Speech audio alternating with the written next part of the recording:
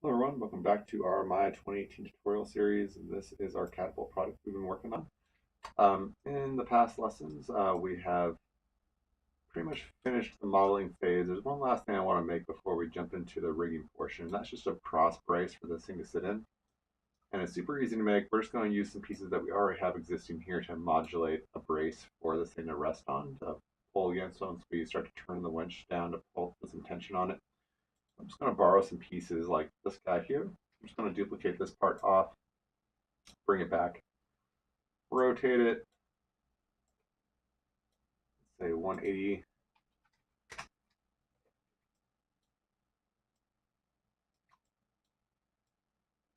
Okay. And I'll just take some of this wood I have as well and help make that as well. So let's say I'm going to use a bit of this.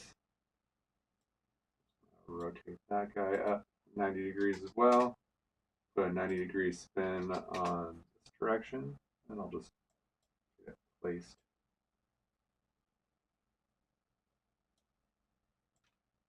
about in there. Where it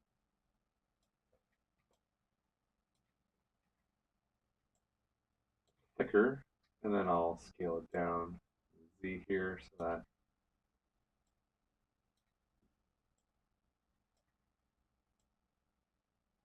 it comes up right in there like so.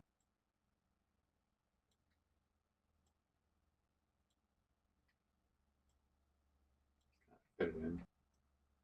Okay, so that's good. Make sure it doesn't come out the bottom. I'm also going to take maybe just narrow it a little more. Okay, I'll take one more piece here. I'm just going to duplicate this part off, and I'm just going to make it to where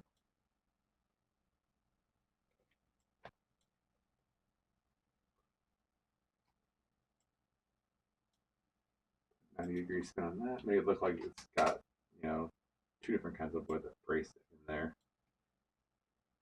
Just scale it down, scale it up a little bit, get a little more thickness.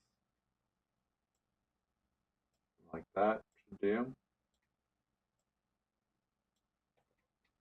Maybe I'll put it to where there's like two of them.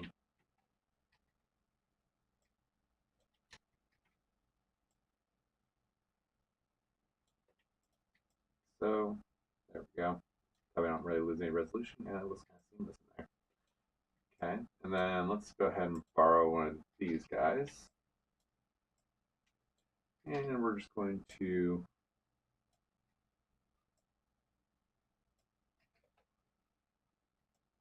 look like it's bolting it together right in there. That's good. Okay. All right, so we just got to mirror this over. I'm just going to select the whole set I just made. Control G, Control D, duplicate that, and I'm just going to move this over. And I'm not going to go bother naming these groups because, like I said in previous lessons, I'm just about to start combining things down. So naming things at this point is moot. That was more just practice for you guys for earlier. We're going to boil the naming down here in just a couple minutes. So I just need to create a brace now to go between these two. So I'm just going to duplicate this bit here, bring it up, scale it to where it will fit in between these two here.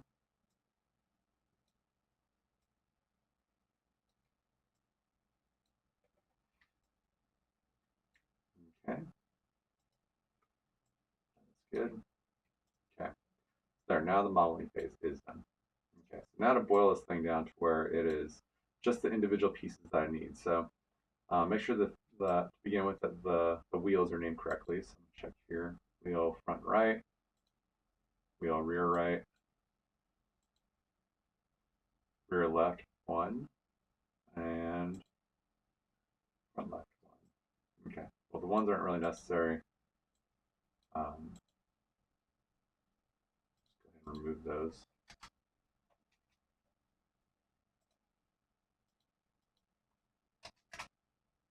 Not that's not hurt anything, but I don't really need it. Okay, about the winch assembly here. That's already been combined down. Let's go ahead and delete the history, so clear out all these inputs. And I'm going to call this mesh winch Okay. Make sure this catapult arm, it's already been combined down. Already called catapult arm, that's good. The point's already down below, which is where it needs to be. I'm just going to go ahead and freeze the transforms on this guy. Okay, so that's cleaned up. Now I'm just going to select everything in here. I'm going to deselect the parts that I don't need. So deselect the wheels, deselect the catapult arm. Okay, so and let's deselect these stakes. And let's go ahead and combine the rest of this down. So we'll go to combine again, delete the history, call this catapult, or sorry, mesh catapult base. Okay, there we go.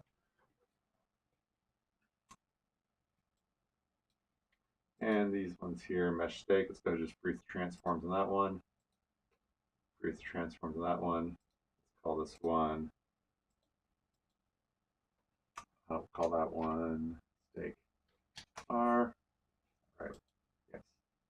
Okay, and stake L. Oops.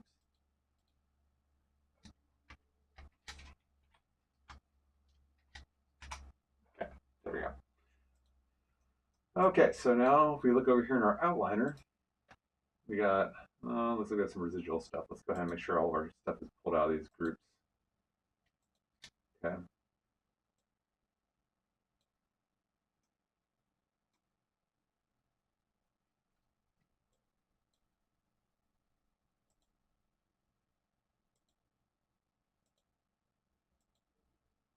Okay, what are these? Like empties. Yes. Okay, let's go ahead and just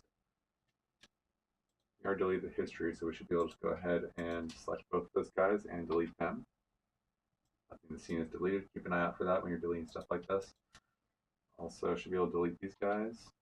Okay. Also, this is the winch. Okay, let's pull that out of that group. Doesn't need to be in there. When I'm pulling this out, all I'm doing is just selecting them and then middle mouse button dragging them out of these groups because they don't need to be in there anymore. Okay, we just clear out all these groups. Okay.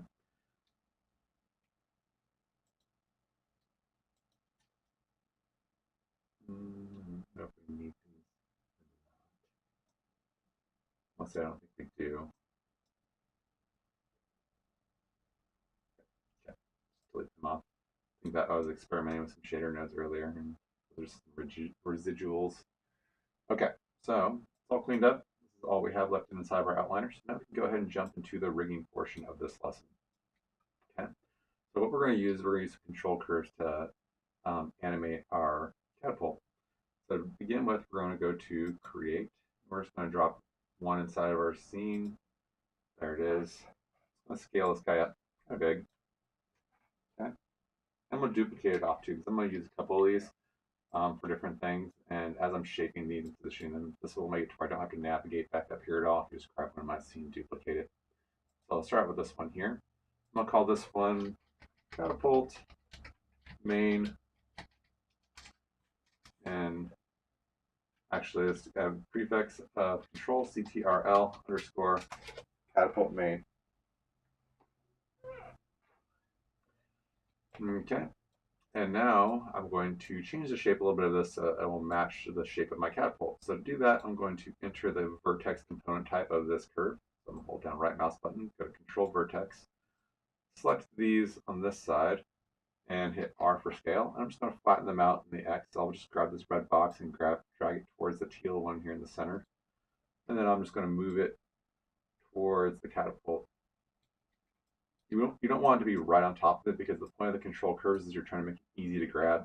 So don't make it to where it's like in here like this, right up against it. You want it to be sticking out a bit, but you just don't want it sticking out as much as this. Just kind of an instruction. All right, so on this side, same thing. Hit R for scale, flatten these side out, hit W for translate, and then move this whole side in as well. Okay. All right, so the front and back is fine. I'm not going to bother with buttoning these guys in. They can have a little bit of a front bump. Okay, so now I'm going to go to object mode. I'm going to hit freeze transforms because right now you can look at the scales and they're set to almost 17. I want this all to be 1, 1, 1. So if anything gets distorted, I can easily reset them. Okay, so that control is set up. Let's go ahead and also start the rigging process here. So I'm going to close my my outliner here. Okay, I'm going to change my drop downs over here from modeling over to rigging. So it'll be modeling over to rigging. So now I have constraints as an option. Okay, so I'm going to select my controller. So controller is always first when you're doing constraints. It's the controller, and then the controlled object is the second thing you select. It's backwards from parenting. Parenting is you select the child first, the parent second, and you hit P and you parent it in. For controls, it's the other way around. You select the parent object or the control, and then you select the child object or the constrained object second. And you'll know you've done this right because when you add your constraint, you'll see the constraint pop up over here in the channel box. So let's go ahead and select our control, shift select our base here. We're going to go to constrain, and we're going to do a parent constraint. Okay. So now when I grab this here, move it forward, I can rotate it. It all works good. Okay. Good to test things out as you create them. We also want to protect this in case we accidentally animate anything on this, which we shouldn't, but sometimes I have students that accidentally press keyframe on this. This will guard our constraints so we don't accidentally break them. So we're going to select up here on Translate X down to Translate Z, or Rotate Z. And we're going to hit right mouse button and we're going to do Lock Selected. That'll make it to where now when I click on this and I want to move it or rotate it, you can see the move and rotate options are now ghosted out because that makes it to where you can't actually do that by hand with the model. You have to use the controller from here on out. Okay, so I can move it with this, but not by selecting it. Okay. All right, so moving forward, we're going to now take this control over here, and we want to control the winch on the back. So we're going to, again, duplicate this one, hit W for translate, and I'm going to move it off. I'm going to vertex snap it onto the center vertex of this part right here. So to do that, I'm going to turn on wire on shade so I can make sure that I'm snapping onto the right one. With move activated, I'm going to hold down V, and my middle mouse button drag this bubble in the center of the move tool. I'll snap it around to all the vertex until I move it right on top of this center one right here where all these triangles converge. That's the one I'm after. That's where my pivot's going to be. So I'm going to hit E for rotate. I can see as I rotate it that it is rotating in the Z. I'll just add in a 90-degree value so it turns it vertically. Now it's really important that you put your controller on this center vertex because if it's not on the same point as the pivot point, when it rotates, it'll start to rotate. It'll pull this off of where it's currently at and make it to where it's rotating based off of the controller's pivot point, which isn't what you want. You want to rotate on the same pivot point as the winch. So I'm going to hit R for scale. I'm going to scale this thing down. Okay.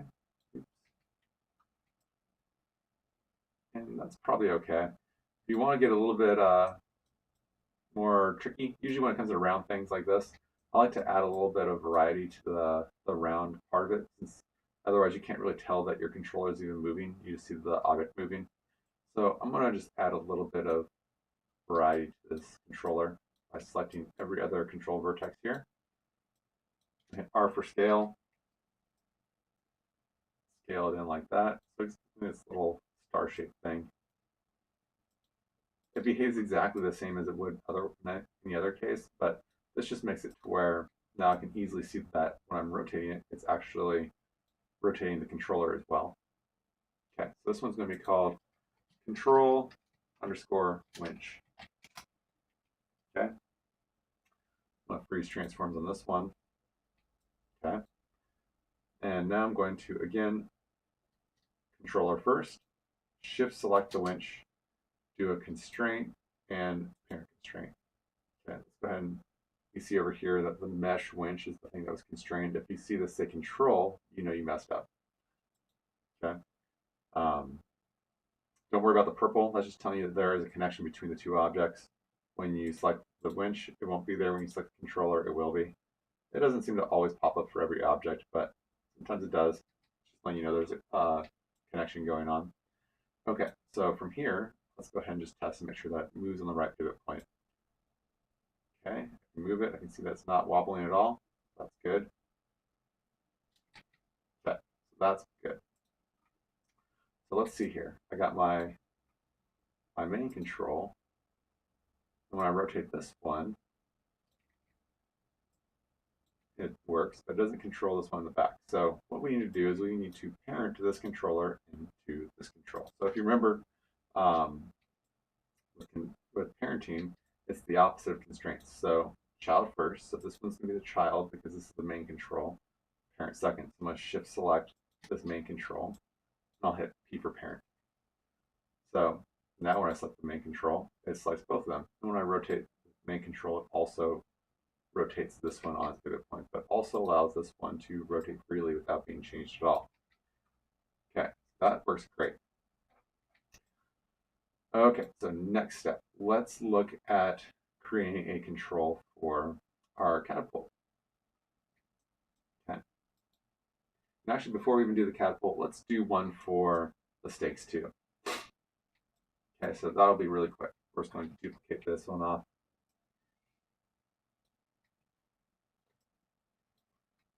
I'm going to scale this down. And kind of like what I did for the main, I'm going to do for this one too. I'm going to go to Control Vertex. I'm going to select these ones. I'll scale the X and just kind of flatten those out. On this side. And I'm just going to bring them in until they are. Oops, this one.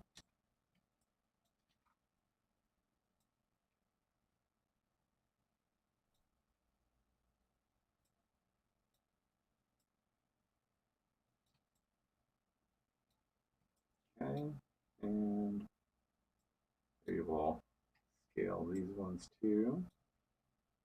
Bring that in.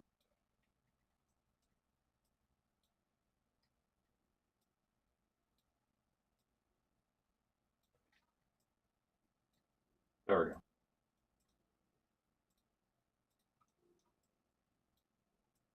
Set it down kind of right there on top of those stakes. That'll be okay. Doesn't need to be perfect. And we're going to do a freeze transform. Make sure that this is all zeroed out, 1 on 1. We're going to do control and stake. Okay. And from here, these things aren't going to rotate at all. So all I really need to do is translate up and down. So I don't really need to do a parent constraint. That's kind of overkill. What I do need to do is a point constraint. So I'm going to select the controller, shift select the stake, do a constraint, and point. Oh, if that happened to you, the reason why is because maintain offsets was not turned on. So let's undo that part there. Go to constraint, point. Let's open up the submenu. Turn on maintain offsets and hit apply. Okay, so I'll select control again, shift select the other one, and hit apply as well. So now I can select this controller and I'll control both the stakes going down. Okay, that's good. Let's go ahead and, uh-oh, I did not freeze the transforms on this one. I thought I did. So let's undo that just for a second, or I'm going to undo it just for a second. I thought I had frozen the transforms on this one, but apparently I missed this one. Let's make sure that they are, okay, so that's good. I'll just redo that part really quick. Select the controller, shift select the stake, hit apply. Select the controller, shift select the stake, hit apply. Okay, that's good. I'm going to select the stake, and I'm just going to, actually I'll lock out everything. Just go to lock selected. Okay, you don't need to be in here at all. From here on out, you can just use this thing, and it will control your stakes for you. Okay. Now, did I lock this winch back here? No, I did not. Let's go ahead and lock these as well. Let's go all the way down.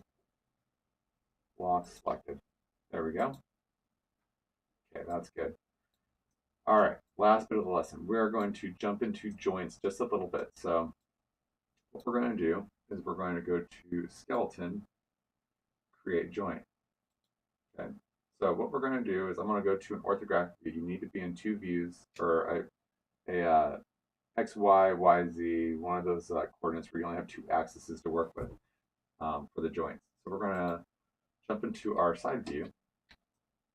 There's our catapult arm. And the joints are done in a chain. So where you want to start from is going to be your base pivot point. So down here is where the base is. That's where I'm going to start. So I'm just going to click one time. And let's turn X-ray on so you can see it. And there's one point, and it won't stop. It's kind of like the CV curve tool. It won't stop until you hit enter. So I want a total of 3. I'm going to make one right here. Maybe I'll actually let's do 2. Let's do one more up here. And I'll hit enter to complete it. Actually, let's go ahead and bring this part here down a little bit. Bring this one up.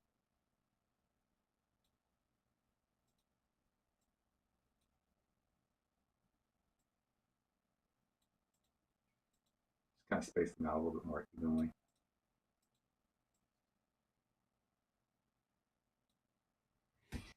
Kind of right up in there. That looks good.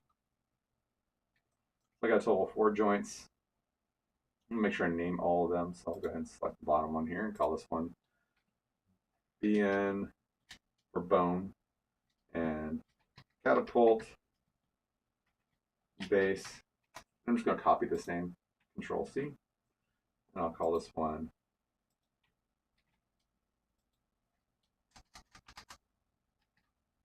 spine 1.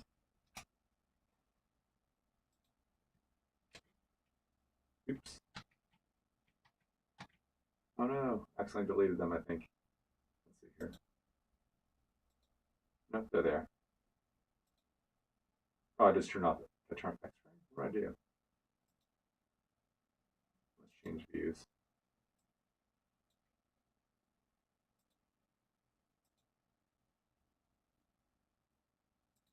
Okay, there they are.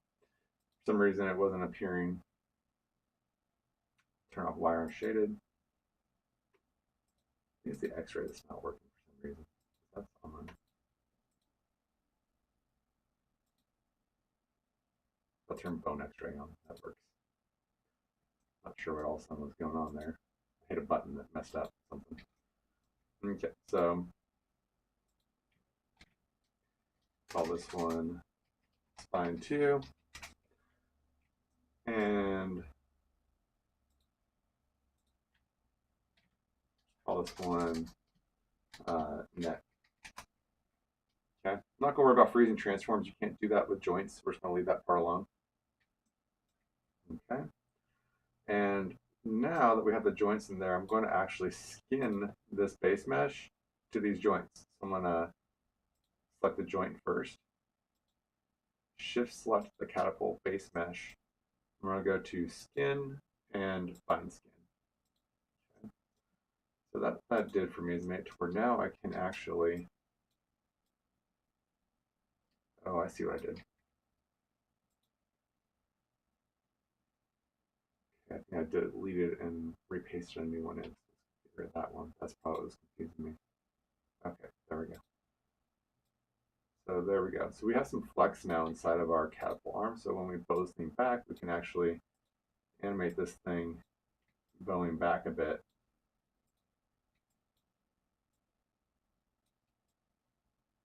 You see, and then we can control all this going all the way back.